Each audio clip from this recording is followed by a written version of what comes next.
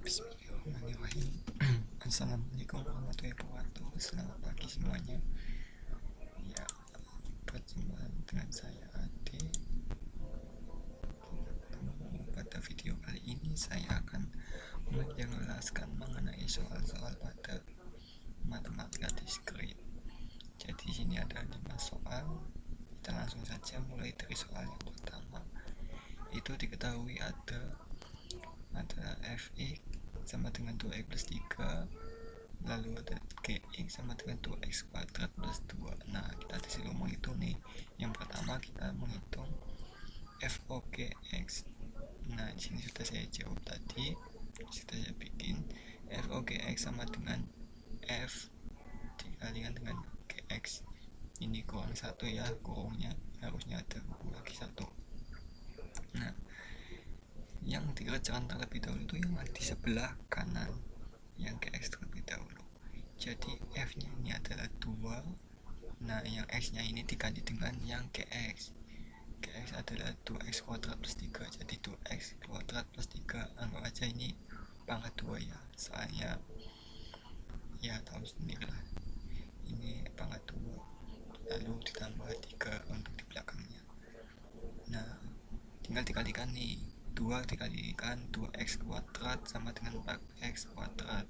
2 dikalikan x sama dengan 2x, lalu ada plus 3. Ini untuk yang pertama, soal pertama. Lalu untuk soal yang kedua itu adalah GOFX.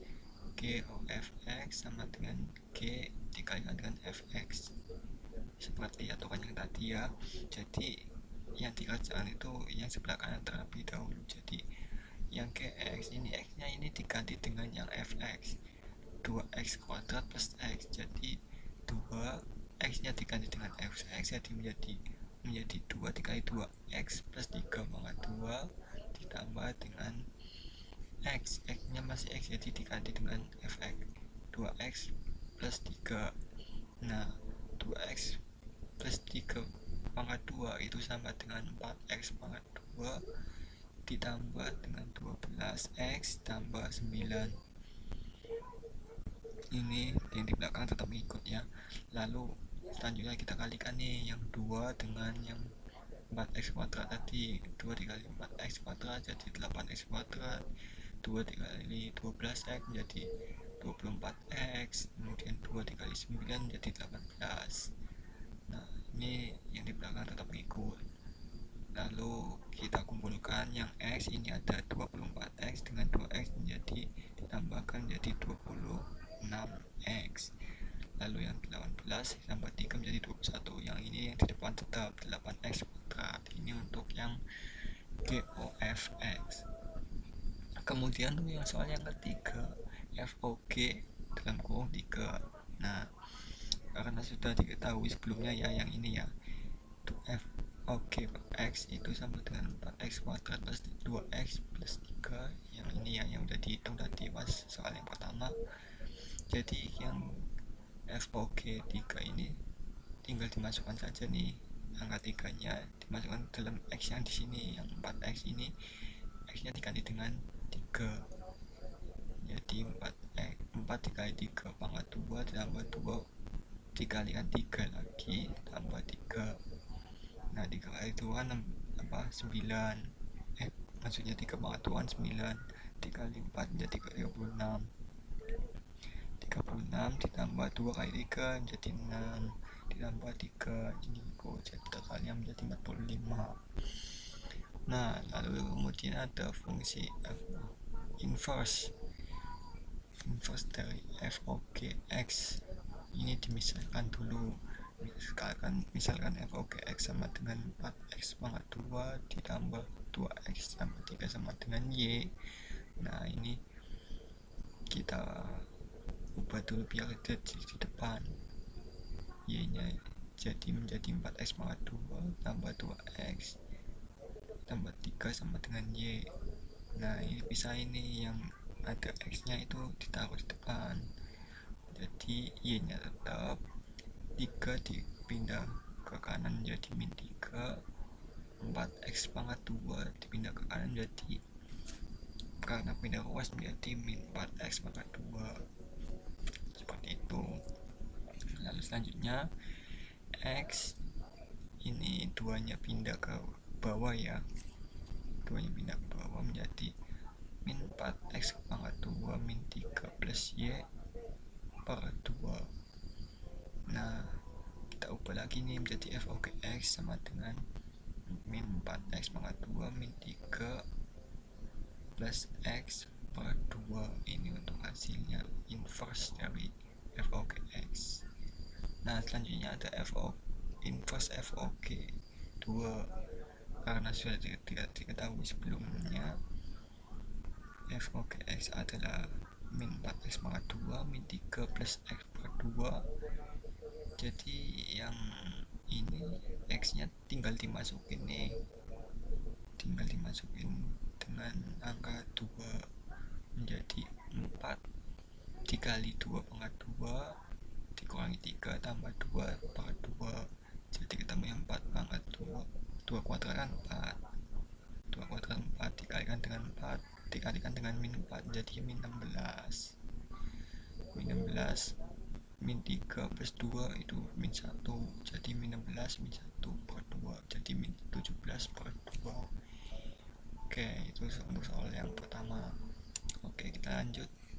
Daerah asal A sama dengan 2, 3, 5, 7. Kita suruh mencari daerah hasil B jika fx itu sama dengan x kuadrat min 2. Ingat-ingatnya ini rumusnya, fx sama dengan x min 2, fx sama dengan x min 2. Nah, kita mencari daerah hasil. Nah, caranya kita cari satu-satu nih, dimasukin satu-satu. 2f2 sama dengan 2 pangkat 2 min 2 sama dengan 4 min 2, hasilnya 2. Nah, selanjutnya anggota yang ketiga itu 3, anggota yang kedua itu 3. f3 sama dengan 3 pangkat 2 min 2, itu hasilnya 6 min 2 sama dengan 4. Lalu ada 5 tinggal dimasukin saja, 5 pangkat 2 min 2 sama dengan 25, karena 5 kuadrat kan 25, sekarang itu menjadi 23. Lalu 7 kuadrat min 2 sama dengan 49 min 2 sama dengan 47. Jadi udah ketemu ini untuk daerah hasilnya. Nah, untuk diagram warnanya itu seperti ini, 2, 3, 5, 7. Ini seperti anggota ini yang untuk anggota himpunan A. Lalu untuk himpunan B itu 2, 4, 2, 3, 4, 7. Ini dari mana? Ini dari sini, dari yang tadi kita cari itu loh. Nah, tinggal diarahkan saja nih, tadi kan udah ketemu ini 2 ke 2, 3 ke 4, 5 ke 23, 7 ke 47, seperti itu untuk diagram panahnya. Selanjutnya diagram kartesius. Kartesius seperti ini yang diagram kartesius. Pertama-tama kita bikin dulu garis sumbu X dan sumbu Y. Ini yang horizontal itu untuk sumbu X atau untuk himpunan A, lalu untuk garis yang vertikal itu untuk sumbu Y atau himpunan B.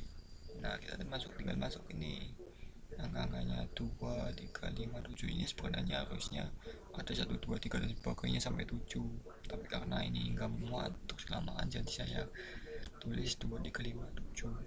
Lalu B juga sama, harusnya ada 1, 2, 3 dan selanjutnya sampai 47, tapi karena saya sebenarnya ini juga enggak muat, lalu saya bikin seperti saya buat jadi seperti inilah kira-kira seperti ini. Lalu tinggal dihubungkan nih, 2 ke 2, 3 ke 4, 5 ke 23, 7 ke 47. Nah, ini untuk daerah hasil dan ini untuk daerah asal, seperti itu.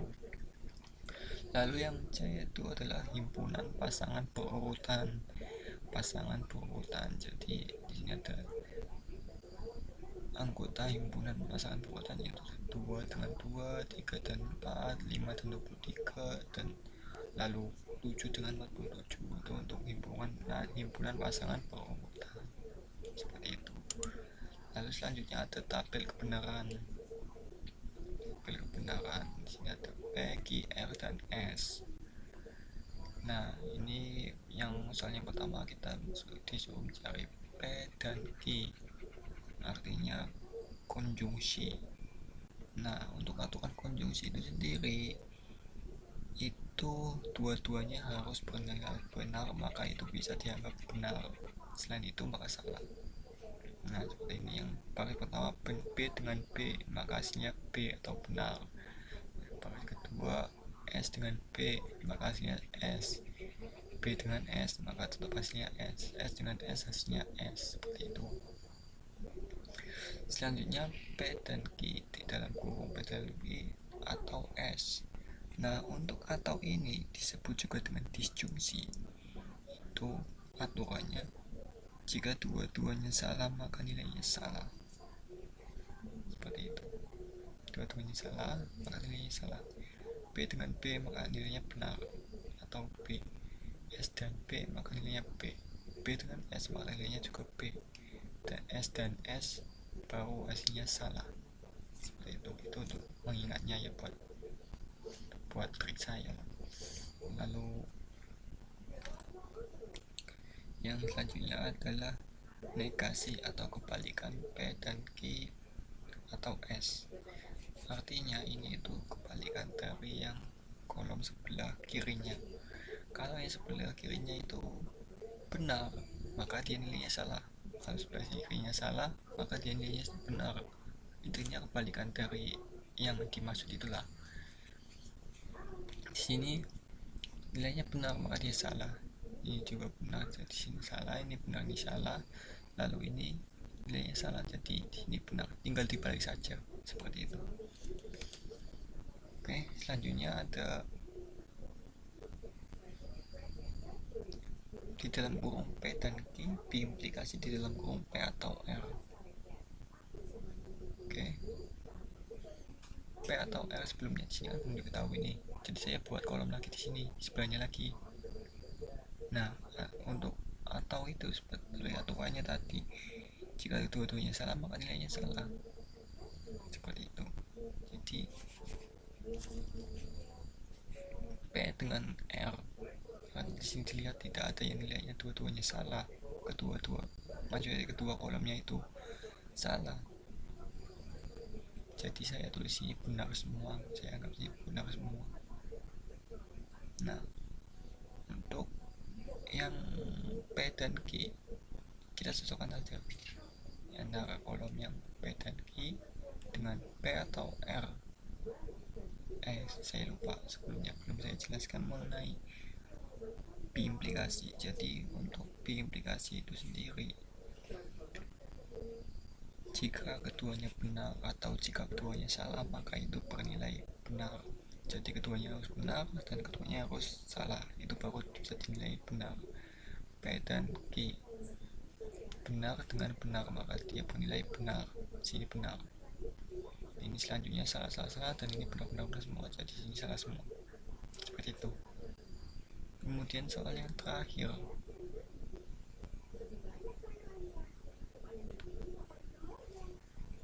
Q biimplikasi R dan P dan R.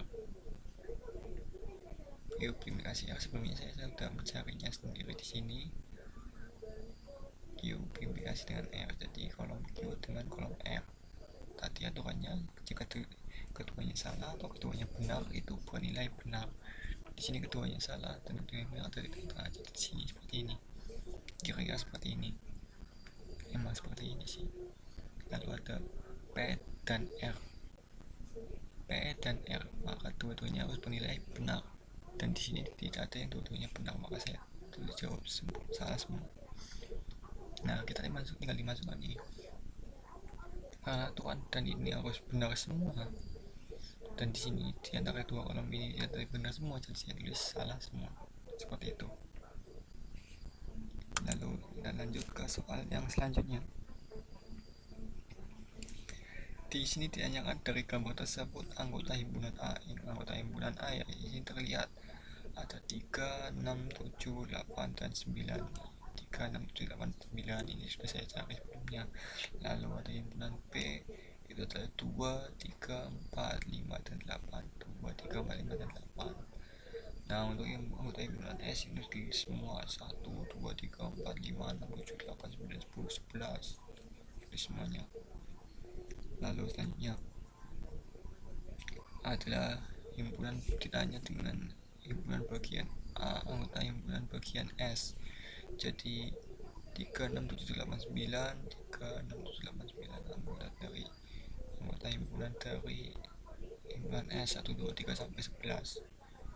Lalu itu ditanya A irisan B. Nah, artinya itu anggota A yang juga termasuk ke dalam anggota himpunan B. Di sini kelihatan yang anggota A dan anggota himpunan B juga itu angka 3 dan 8. Jadi saya masukkan di 3 dan 8. Lalu A gabungan B, ini artinya gabungannya. Jadi digabungkan semua himpunan A dan himpunan B. Jadi 2, 3, 4, 5, 6, 7, 8, 9 nih. 2, 3, 4, 5, 6, 7, 8, 9. Lalu selanjutnya komplement himpunan A. Artinya semua anggota himpunan kecuali anggota himpunan A. Anggota komplement himpunan A jadi ada 1, 2, 4, 5, 10, 11 nih. 2, 3, 4, 5, 10, 11. Begitu juga dengan komplement himpunan B. Artinya semua anggota himpunan kecuali anggota dari himpunan B itu sendiri. Jadi 1, 6, 7, 9, 10, 11 1, 6, 7, 9, 10, 11 seperti itu. Lalu komplement A irisan komplement B. Jadi anggota komplement himpunan A yang merupakan anggota juga komplement B, himpunan B. Jadi sini cara yang sama ya, 1, 10, dan 11 seperti itu. Lalu kemudian adalah selisih himpunan A selisih B. Artinya himpunan A, anggota himpunan A saja yang tidak termasuk ke dalam yang di B itu tidak ada, yang di anggota himpunan B itu tidak ada. Jadi kayak misal 3 dan 8 ini kan di himpunan B kan ada nih 3 dengan 8, jadi ini tidak termasuk. Yang selisihnya itu jadi 6, 7, dan 9 seperti itu. Nah, selanjutnya ini adalah beda setangkup. Yang beda setangkup itu adalah kedua anggota himpunan yang tidak beririsan. Jadi anggota himpunan A dan himpunan B yang tidak beririsan. Jadi ada 2, 4, 5, 6, 7, 9 2, 4, 6, 7, 9 seperti itu. Lalu yang selanjutnya B dikali A, artinya anggota himpunan B dikalikan dengan anggota himpunan A. Seperti yang diketahui, anggota himpunan B itu ada 2, 3, 4, 5, 8. Nah, kita kalikan dulu nih, 2 kali 3, 2 kali 6, 2 kali 7, 2 kali 8, 2 kali 9. Lalu setelah itu ada 3 kali 3, 3 kali 6, 3 kali 7, seperti itu. Terus sampai 8 kali 8, 8 kali 9, seperti itu. Lalu selanjutnya A dikalikan dengan B, artinya anggota himpunan A dan dikalikan dengan anggota himpunan B. Itu seperti ini, 3 dikali 2, 3 kali 3, 3 kali 4, 3 kali 5, 3 kali 8, kemudian lalu 6 kali 2, 6 kali 3, 6 kali 4, 6 kali 5, 6 kali 8, terus sampai 9 kali 5, 9 kali 8 gitu. Seperti itu. Jadi saya anggap soal ini selesai. Lalu ini soal terakhir, jelaskan mengenai logika dan proposisi. Berikan contohnya minimal 2. Di sini saya tuliskan pengertiannya. Logika itu adalah metode atau teknik yang diciptakan untuk meneliti ketepatan penalaran serta mengkaji prinsip-prinsip penalaran yang benar dan penarikan kesimpulan yang absah. Artinya, logika itu adalah metode atau teknik. Nah, teknik itu sengaja dipakai untuk meneliti, lalu setelah diteliti dikaji, setelah dikaji lalu baru dicari kesimpulannya gimana, dan kesimpulan itu harus logis seperti itu. Kemudian pengertian dari proposisi itu sendiri adalah sebuah kalimat deklaratif yang memiliki tepat satu nilai kebenaran, yaitu benar atau salah. Nah, contohnya Indonesia adalah negara kepulauan. Indonesia adalah negara kepulauan. Ini bernilai benar karena Indonesia memiliki ribuan pulau jumlahnya. Nah, untuk contoh yang kedua, kota Bandung terletak di Indonesia. Ini benar karena emang kota Bandung itu terletaknya di Indonesia, tepatnya di Pulau Jawa, di Jawa Barat, seperti itu. Oke, demikian penjelasan dari saya. Kurang lebihnya saya mohon maaf. Sampai jumpa lagi. Tetap jaga kesehatan, patuhi protokol kesehatan. Wabillahi taufiq wal hidayah. Wassalamualaikum warahmatullahi wabarakatuh.